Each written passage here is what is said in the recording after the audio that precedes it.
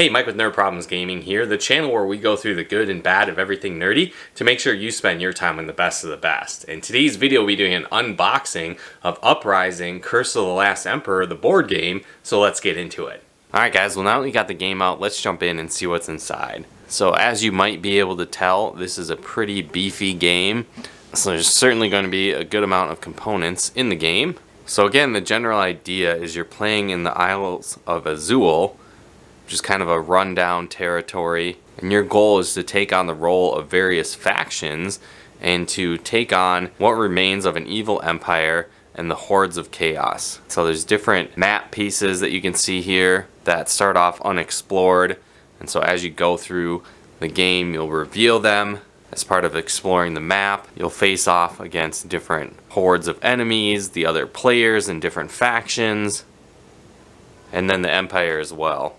So again, some pretty cool artwork here on the different tiles and locations that you'll be visiting. And then each faction has kind of their own unit types, and then also different heroes within that faction.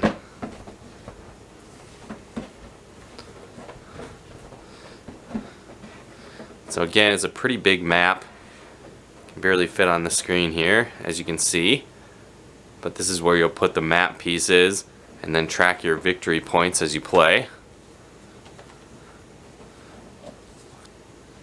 So there's this graveyard area, which I'm assuming is where characters that die go as you play through the game.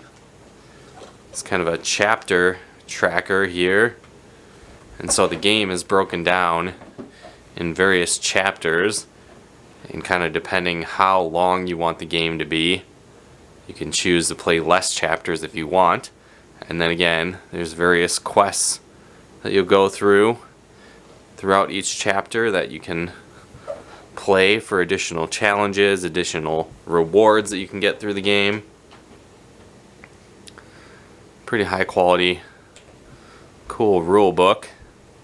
Won't go through all the pages because there's quite a lot here, but it breaks down the different phases that you go through, like exploring, how the combat works, how the quests work in the game, examples of that, the stages of combat, how the different terrains work, the nemesis, which is the empire, and then the hordes of chaos that kind of team up, and how that all works. So definitely a lot to go through there.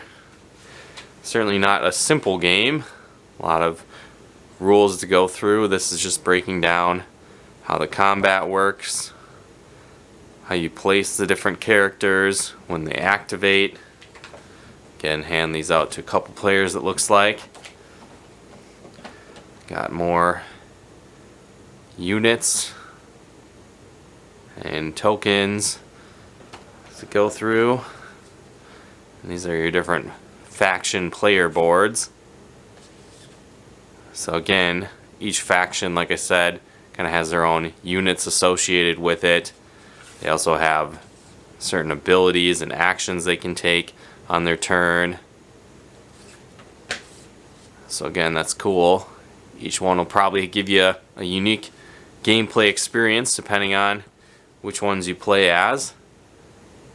And then we've got kind of a further breakdown of the different factions and what they're all about. So that's really cool. Again, I really like the artwork here. And then we've got the different faction types here, it looks like. Kind of your custom inserts as well, which is really cool. So you can utilize the standees that come with it, it looks like. Kind of a nice hard plastic for the different character types, individual units, the different heroes for each faction. Again, full custom artwork on these as well, which is pretty cool. Again, the different unit types. That's really cool. Got the blue units here. We've got different spearmen, it looks like. The different heroes. This kind of looks like a northern people surviving in the winter elements based on some of their clothing. But I could totally be wrong here. Some elephants. Some other guys, some cool blades, crazy weapons. Kind of like some Klingon weapons almost. If you're into Star Trek, you might recognize that. Again, other shield units. Let's jump in the yellow ones. The yellow faction. Looks like they're riding an ostrich almost. That's pretty crazy. Here's some other unit types. Some axemen guys. Archers. Another axe wielding guy. Pretty cool looking. And then we've got the different hero characters here. This one's pretty cool. And then we've got Hanzo as well. That's pretty awesome. Definitely digging the artwork. Let's jump into the red faction here. So here's one of the heroes. Pretty crazy. This one looks like a wolf rider. That's pretty cool. We got some sword wielding guys with shields. Nice. Another hero here. Kind of looks like an orc goblin guy almost. Got an archer dude again. And another giant orc goblin looking guy. Nice. So that was all the red unit types.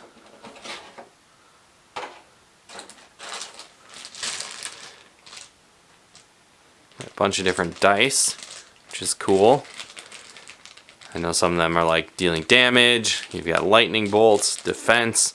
So during the combat phase, you'll need to roll these. And then different heroes or units that you have will give you different die that you use, which is cool. Got a bunch of power gems. This is kind of to keep track of your actions during your turn, from what I know. There's some various wood tokens. Looks like they just kind of got the diamond symbol. And it looks like that one green one has the skull there. Alright, now we got a giant deck of cards here. Looks like kind of a breakdown of the dice distribution.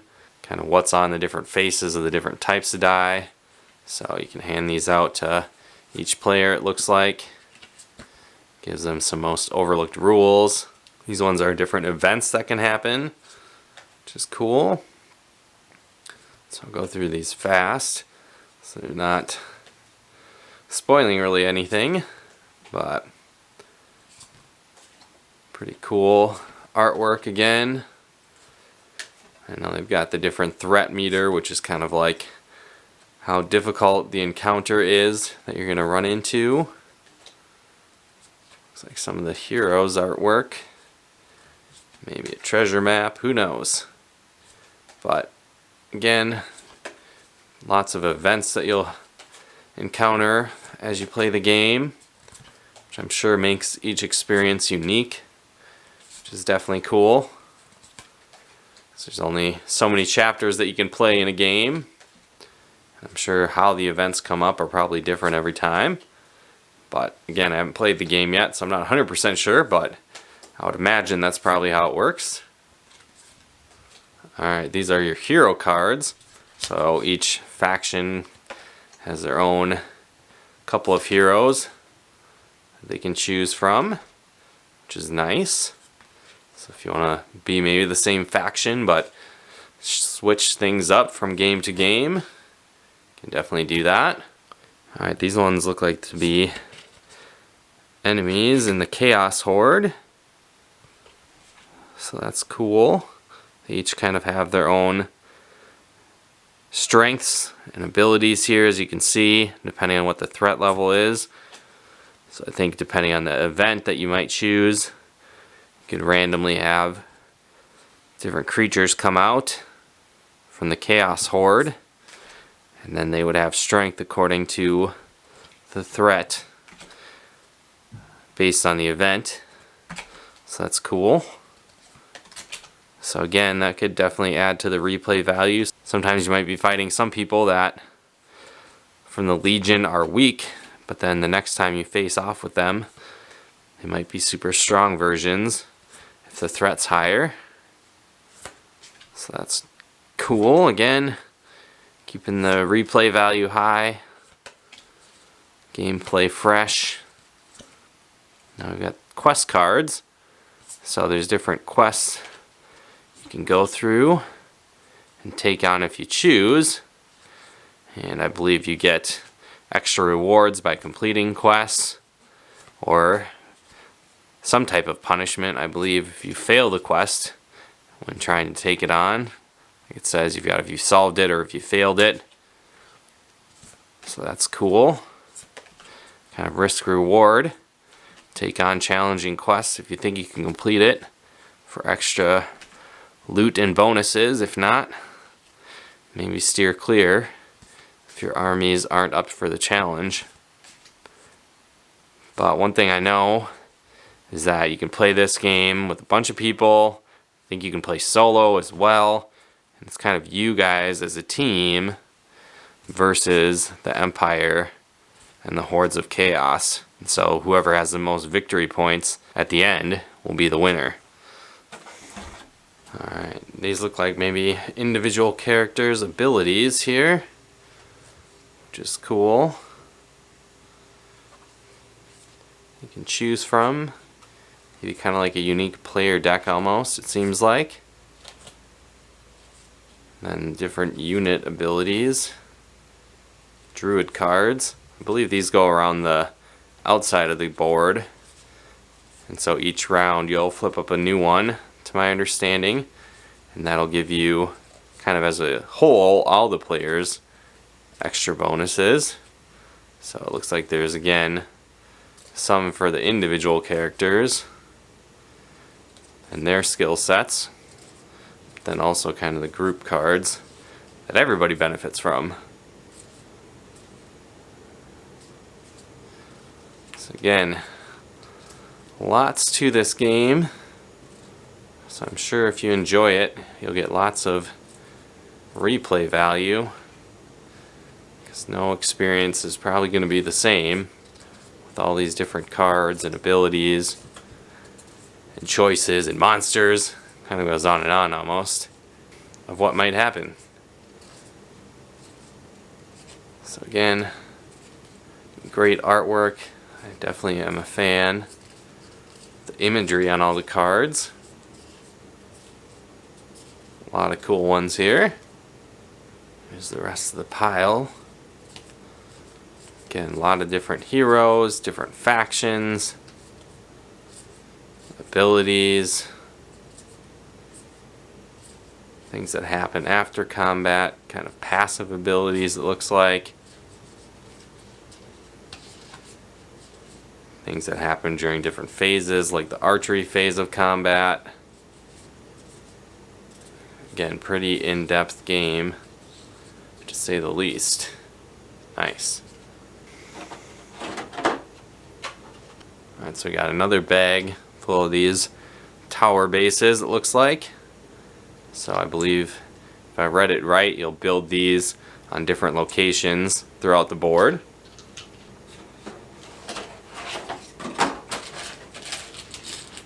Kind of seem to be bases for the various units. For the Chaos Horde here. Alright, so there's really only a couple types in here. So we got kind of this tentacle one and the zombie looking one. But there's a whole bag full of them. Alright, and it looks like we've got different bosses or heroes in the Chaos side. Whatever you want to call them. So that's really cool.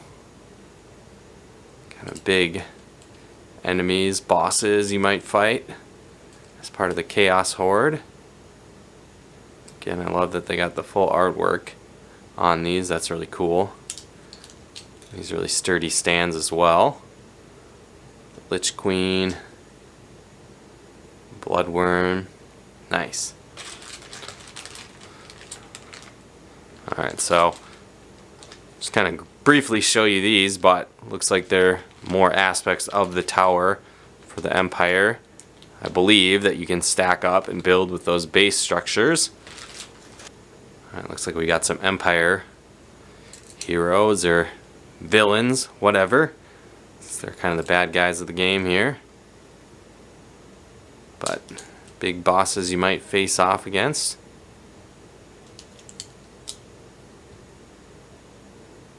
Again, really cool artwork here. Mage Breaker, nice. Spy Master. And the Emperor. Hardcore. And again, just kind of go through these quick. Look just like tower pieces. You know, little rings to track stuff. And another piece of a tower maybe. Nothing super cool. Not too much else in this bag. Well, again, guys, that wraps up the unboxing of Uprising, Curse of the Last Emperor. Like I said, pretty big box, lots of content in there, and definitely a huge game. But definitely stay tuned for a future video where we do a full review on the game once we've had some time to play it. And if you'd like to learn more about the game or pick up a copy, there'll be a link in the description below as well. Well, again, guys, hopefully you enjoyed this unboxing video on Uprising, Curse of the Last Emperor. If you did, be sure to smash that like button as it really helps out the channel. If you'd like to pick up a copy of this game, there'll be a link in the description below where you can do so. And if you haven't done so yet, be sure to subscribe and turn on the bell notifications to get the latest updates of new nerd videos we put out. And if you'd like to help support the channel, pick out content and more, become a patron of ours at nerdproblemsgaming.com/Patreon. And if you'd like to plug into our live streams and Let's Plays we do on the channel, you can follow us over on Twitch at nerdproblemsgaming.com/Twitch. But once again, thanks for tuning in, and we'll talk to you more soon.